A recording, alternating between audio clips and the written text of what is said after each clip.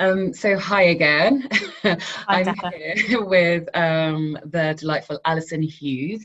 Ali and I have been getting together as we always do to talk about all the things that we love to do. And we've recently been having conversations about purpose in relation to Ali's article on Ikigai. Alison, as we know, is a career transition coach. She's a professionally accredited coach as well, and works with a range of clients really to help them find true meaning in their careers. Ali, I wanted to ask you, as an organisation, how can we make sure that we truly connect with candidates, particularly within our sort of hiring activities? Sure. Okay. So I think there are three sort of levels, if you like, of connection, particularly thinking about purpose, which is what we've been talking about. So what individuals are looking for, firstly, is what does the organization actually do? So what are its products and services, and are they aligned with my own purpose and values? Now, I appreciate that as an organization, it's pretty difficult to do anything about that because you do what you do, right? You offer consulting services, or you offer films, or you make trainers. But that's probably the first level that the individual would look at. Am I engaged with what the organization actually does, how it makes money? The second area then, which is becoming increasingly important, is how does the organization do that? Now, I say it's becoming increasingly important, but actually I think it's always been important, but people are more ready and willing to articulate it now, and more ready and willing to call an organization out.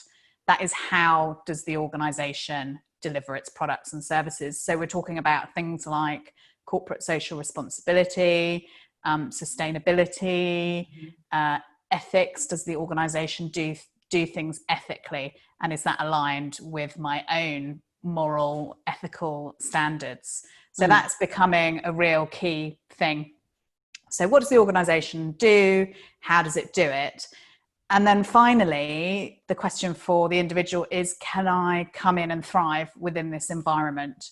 So the two main areas for my clients there would be, can I play to my strengths? Because we all know that if we're playing to our strengths, then we perform better, we're more motivated, we're more energized, we're more engaged. That is going to result in better organizational performance. So great from an organizational perspective as well. And the second area around that is values alignment. So is the content of the role in line with my values? So Tasha, you probably know that I need a harmonious working environment. So an environment that had a lot of conflict within it, even a team that had a lot of conflict within it, might be an issue for me.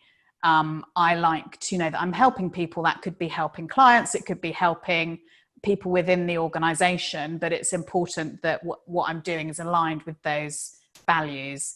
So what does the organization do? How does it do it?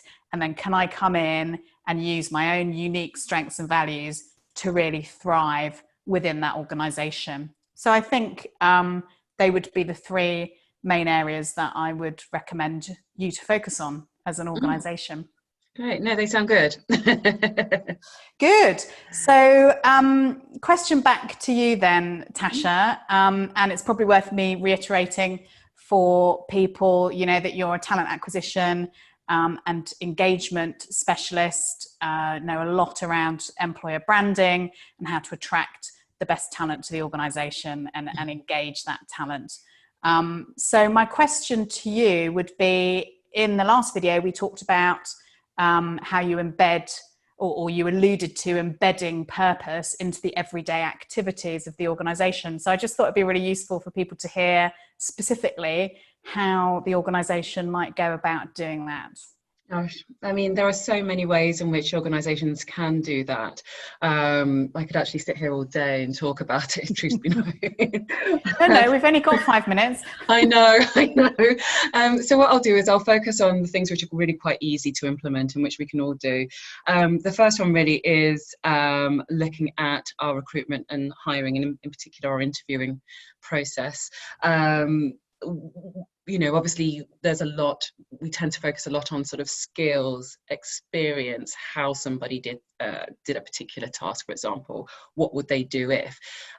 What we should also remember now, and what companies are increasingly doing, is actually moving more towards value-based interviews, and that is something which really should be part of the interview structure, I would say, in order to really identify those employees or those future employees who will really align with the company's sort of mission, vision and values, and therefore sort of create, lends itself to stronger employee engagement. Further down the line, what we do know, and as I've mentioned before, is that employees who align to the company's purpose will actually start performing a lot quicker. They'll start to contribute to the business sooner and adapt a lot easier to the team in which they work. Having a strong sense of purpose within an organization means that your employees can really get to step up.